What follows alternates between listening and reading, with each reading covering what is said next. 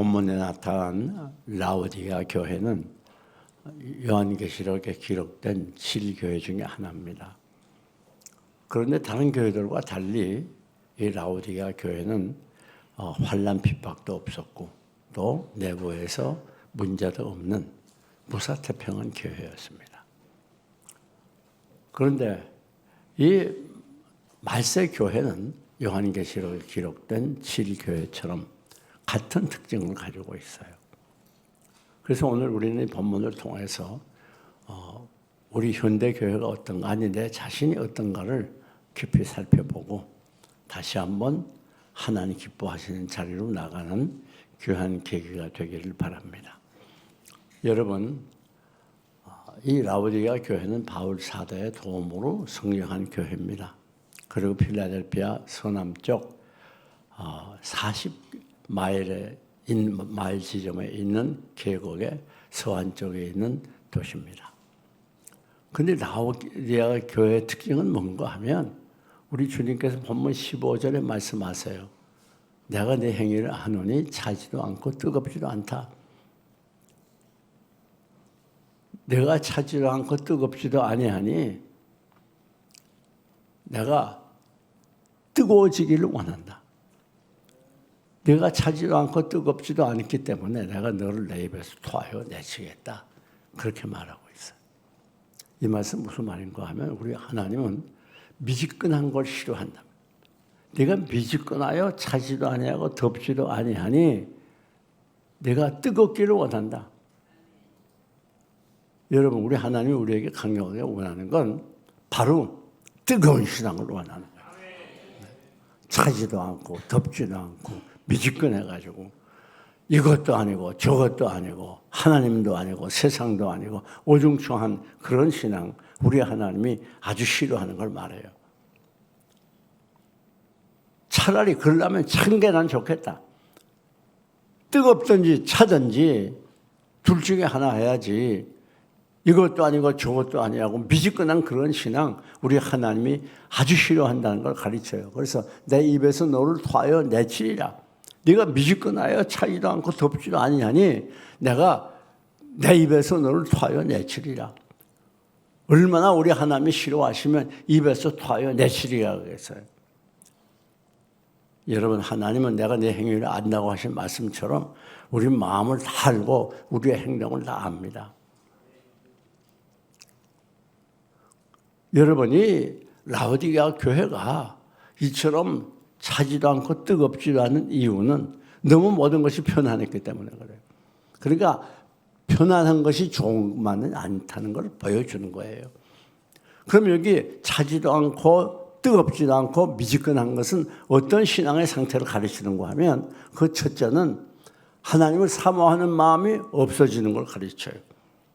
이 세상에 우리가 파묻혀 살다 보게 되면 이 세상을 사모하는 마음이 많이 생기게 돼요. 어떻게 하면 좀 더 잘 살아볼까? 어떻게 하면 편안하게 살아볼까? 어떻게 하면 더 남에게 존경받고 높은 위치에 처해볼까? 어떻게 하면 우리 자녀들 좀 훌륭하게 키워가지고 성공시킬까? 그런 세상 것으로서 가득 차기 쉽기 때문에 세상 것을 더 사모하기 쉽다고 말해요.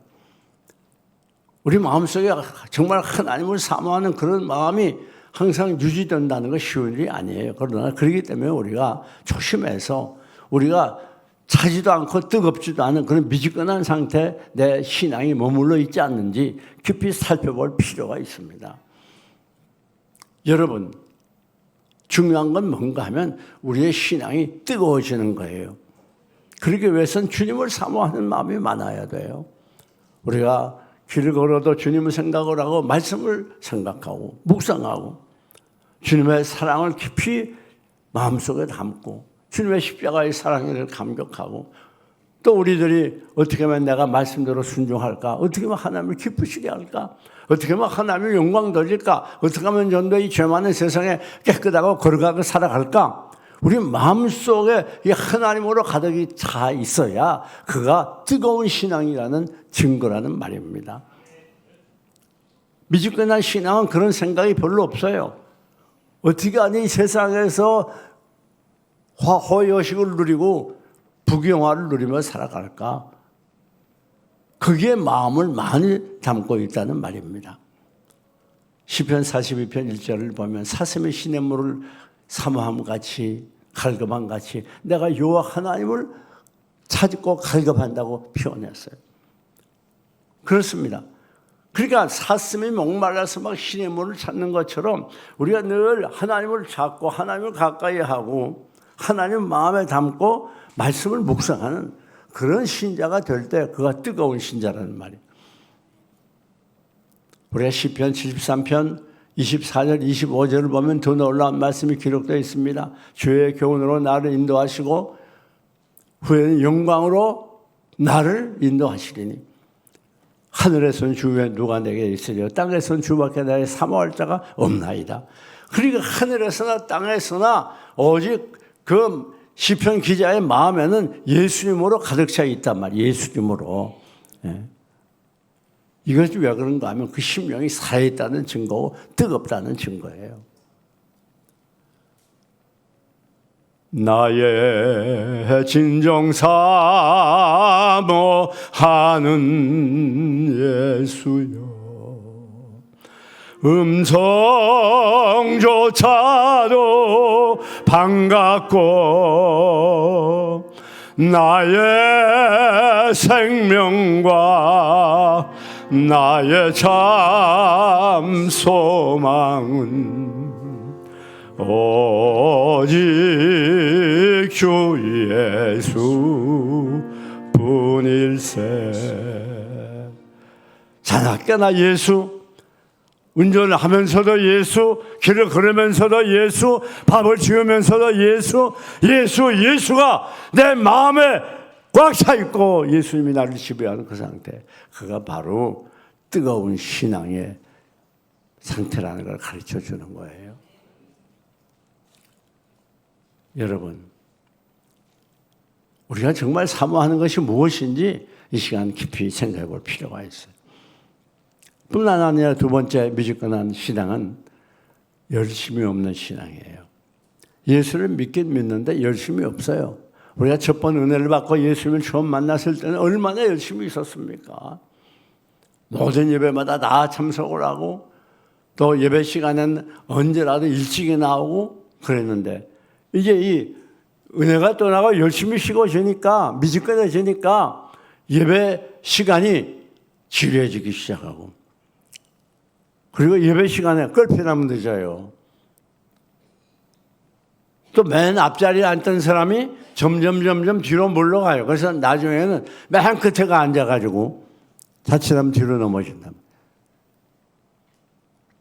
그 예배 태도가 또 달라져요. 열심히 없어졌어요. 열심히. 그런데 세상 것에 대해서는 얼마나 열심히 많은지 몰라요. 돈 버는 일에 대해서는 열심히 특심입니다. 놀러 가는 거 얼마나 앞장서는지 몰라요. 교회에서는 모여가지고 어디 야외 갑시다. 그러면 앞장서서 이것저것 연락합니다. 그런데 하나님의 일에 대해서는 열심히 점점 식어져요. 여러분, 우리 한국교회가 과거에 얼마나 열심히 있었습니까? 그런데 그 많은 열심들이 다 식어졌어요. 이제 부흥이 하게 되면 과거에는 인근 교인들이 많이 모였는데 이제 부흥해도 인근교회 교인들이 오지 않습니다. 열심히 식어지니까 대배 드리고 오후 예배 드리고 수요 예배 드리고 금요 심야기도 새벽기도 그 외 모든 집회에 열심히 참석하는 교인들이 예배 참석이 점점 적어져요. 그래서 어느 날 보니까 수요 예배도 안 나오고 금요 심야 말할 거 없고 주일 오후 예배도 잘 빠진단 말이에요. 그러더니 점점 대회도 빠지기 시작해요. 이게 왜 그런가 하면 신앙이 미지근해졌어요. 미지근해져가지고. 네. 열심을 내야 됩니다. 우리 하나님이 원하는 건 열심을 원하세요. 뜨거운 걸 원하세요. 뿐만 아닙니다. 미지근한 신앙은 영적으로 부담을 많이 느껴요. 신앙의 부담을 많이 느낀다 그 말이에요. 열심히 봉사하던 교인들이 이제 이 신앙이 미지근해지니까 그 봉사가 부담이 돼요. 그래가지고 봉사에 속적이 되고 봉사가 부담이 되면서 불평이 나와요. 왜 그런가 하면 이 미지근해져서 그래요. 그래서 삶초되게 열심히 하던 분들이 이제 피곤해서 못하겠습니다. 그거 다 왜 그런가 하면 신앙이 미지근해서 그래요. 병 들어가서. 성경적이 열심히 하는 분들, 성가대 열심히 하던 분들이 그게 부담이 되는 거예요. 그래가서 성가대 모임에도 껄피나면 넣고 빠지기 잘하고. 그게 다 왜 그런가 하면 그 신앙이 미지근해져서 그런 거예요. 여러분 한번 생각해 보세요. 내 신앙이 지금 어떤 자리에 와 있는가? 미지근해지지 않았는가? 영적인 모든 사역이 다 부담이 된단 말이에요. 믿음으로 산다든지 경건하게 산다든지 이런 게 다 부담이 되는 거예요. 뿐만 아닙니다. 미지근한 신앙은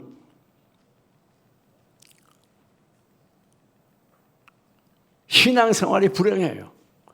예수 믿어도 이게 차가 뜨겁든지 차든지 해야 되겠는데 신앙생활이 불행해져요.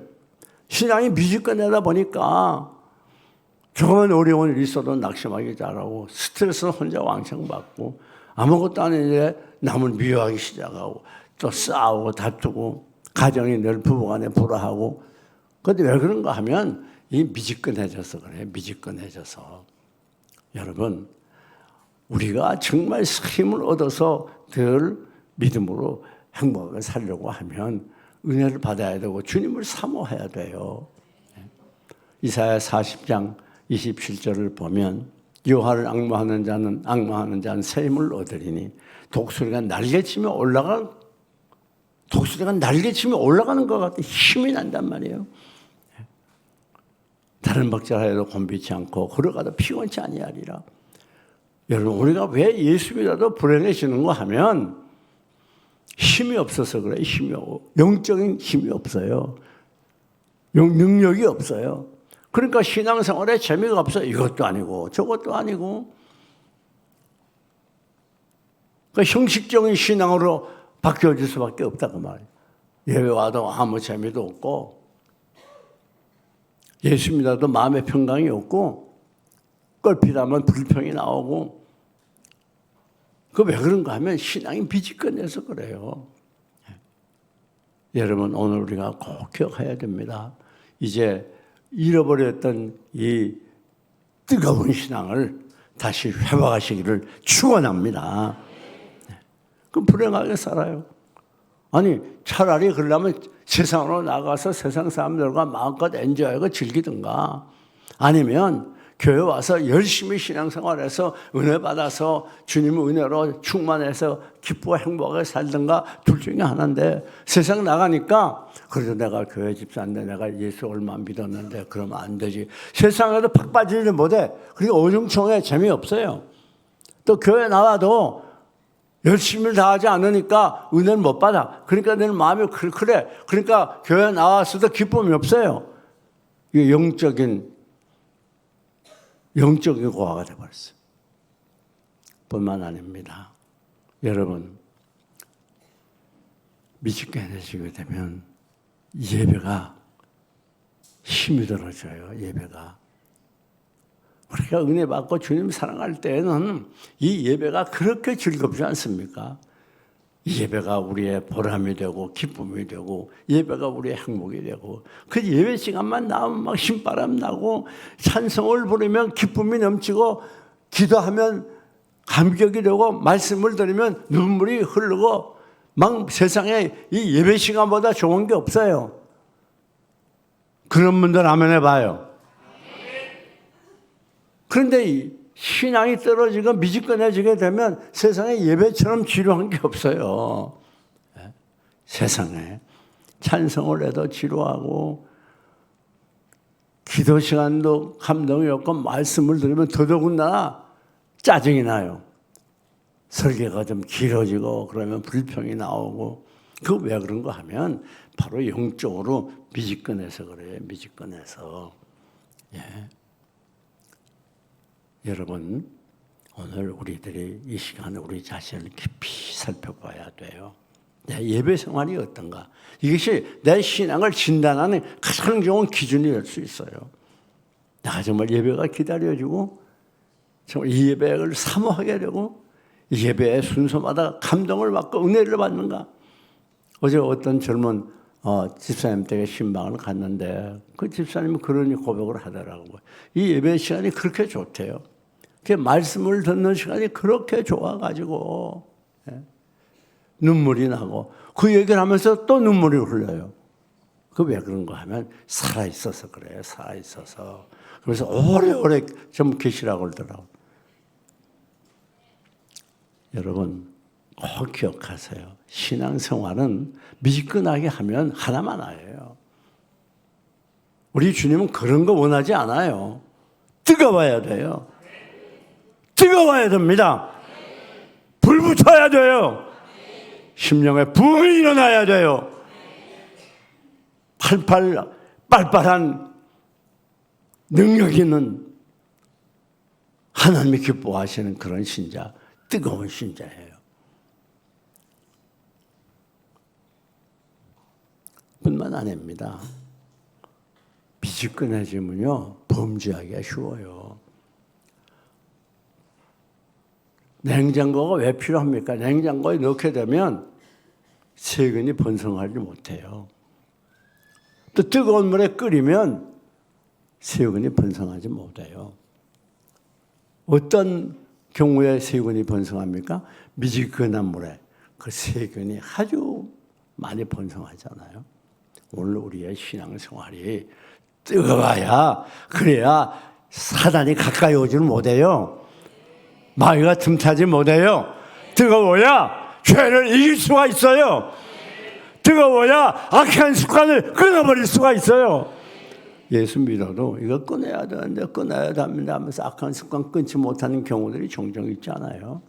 예수 믿어도 신자인지 불신자인지 알 수 없게 세상 것을 더 좋아하고 더 사랑하고 세상 죄와 타협하고 범죄하는 그런 경우들이 신자인지 아닌지 알 수 없는 그런 경우들이 얼마나 많습니까?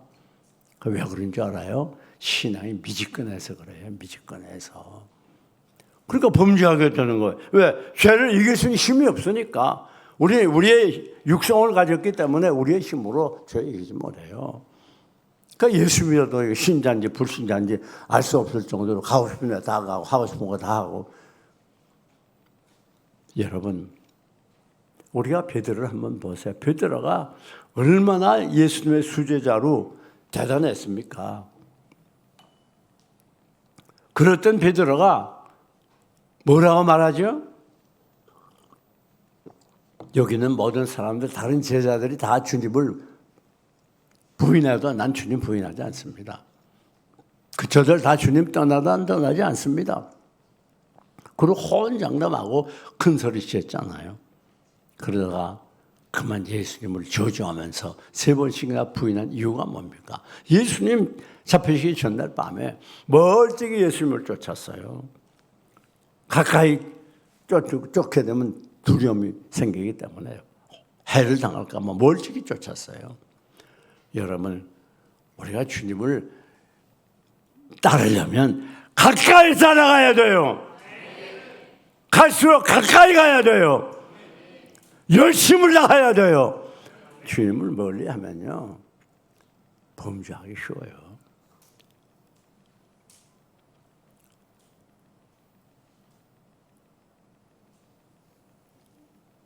꼭 기억하세요.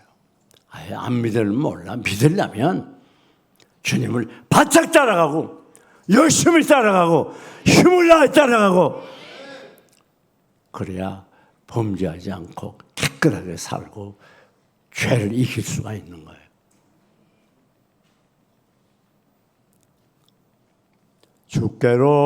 주께로 가까이 주께로 가오니 나의 갈 길 나가도록 나와 동행합소서. 그렇죠. 자, 그러면 왜 라오디게아 교회는 이렇게 미지근한 교회가 돼서 예수님께 책망을 받았습니까? 그건 바로 너무 태평무사해서 그랬어요. 타키토스라는 분이 말하기를 이 라오디아가는 유명한 도시 중에 하나인데 60년, AD 60년에 지진이 났어요. 그런데 로마 정부의 도움을 받지 않고 자력으로 지진을 복구했다는, 그만큼 이 라오디아 교회는 풍족하고 잘 살았어요. 그러다 보니까 여유가 있어지고, 오늘 17절이 그걸 보여주진 않아요. 나는 부자라 부자한 것이 없다 하나 내 공고한 것과 가련한 것과 가난한 것을, 눈먼 것, 벌거벗은 것을 내가 내 수치를 알지 못한다. 그렇게 말하지 않습니까? 그러니까 이 세상 것은 너무 부유하다 보니까 영적으로는 이렇게 아주 형편없었어요. 그걸 본인이 몰랐다고 말이에요. 자기가 공고하고 또 가련하고 가난하고 눈멀고 벌거벗은 그런 본인의 비참한 영적인 상태를 몰랐다는 말이에요. 여러분, 이 세상 것 부유하고 부족함이 없고 여유있고 풍족하면 그것이 좋은 것만 아니에요. 그것 때문에 우리가 하나님께 멀리하기 쉽고 그것 때문에 타락하기 쉬워요. 기독교가 힘있게 발전할 때는 핍박을 받을 때에서, 기독교가 강해질 때는 기독교가 핍박을 받을 때예요. 그러나 모든 것이 다 잘 풀리고 잘 되고 여유 있을 때에는 하나님을 떠나기 쉬워요. 우리 한국 교회가 이렇게 점점 쇠약해지고 약해지고 세서가 돼가는 이유가 무엇입니까? 모든 것이 풍족해. 옛날에 얼마나 잘 삽니까? 지금 승용차 없는 집 거의 없잖아요. 그러다 보니까 기도할 필요를 느끼지 않아요. 하나님께 가까이 갈 필요를 느끼지 않아요.